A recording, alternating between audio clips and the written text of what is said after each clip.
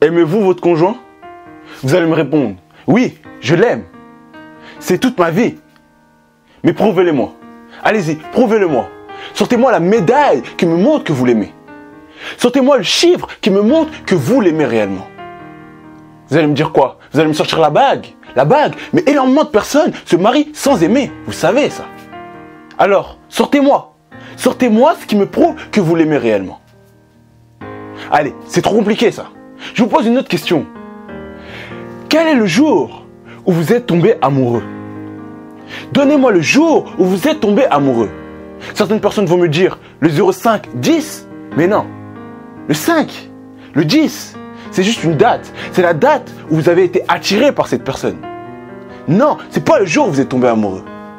Cette réponse est presque impossible à répondre. Vous n'êtes pas tombé amoureux de cette personne parce que cette personne connaît votre date d'anniversaire. Vous n'êtes pas tombé amoureux de cette personne parce que cette personne connaît le nom de votre mère ou de votre père. Vous êtes tombé amoureux de cette personne parce que le matin, quand vous vous réveillez, vous voyez le message qui vous dit « Bonne journée ». Vous êtes tombé amoureux de cette personne parce que quand vous êtes triste, cette personne trouve les bons mots pour vous rendre heureux. Vous êtes amoureux de cette personne parce que quand cette personne ouvre le frigo pour manger, fait en sorte de vous laisser toujours votre part, sans même que vous ayez demandé. Vous êtes amoureux de cette personne parce que son parfum vous fait ressentir du bonheur.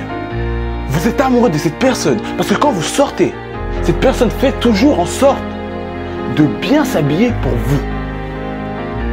Vous voyez ce que je veux dire? Là, je vous redemande. Quand avez-vous été amoureux de cette personne?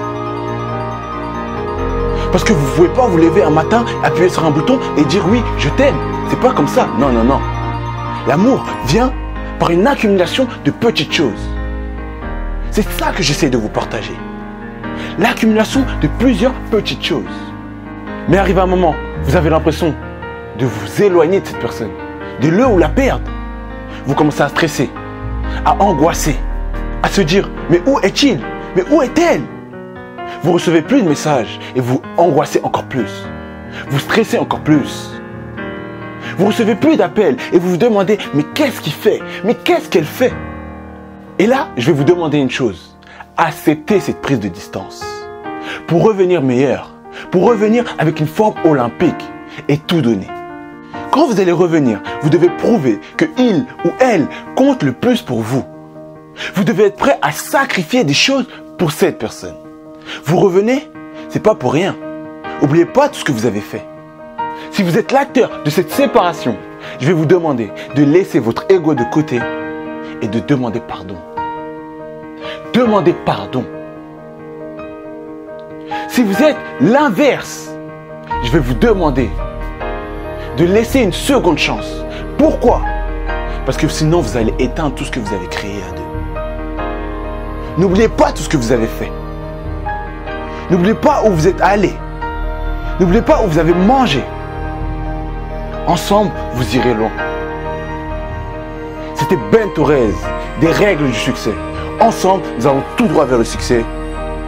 Au revoir.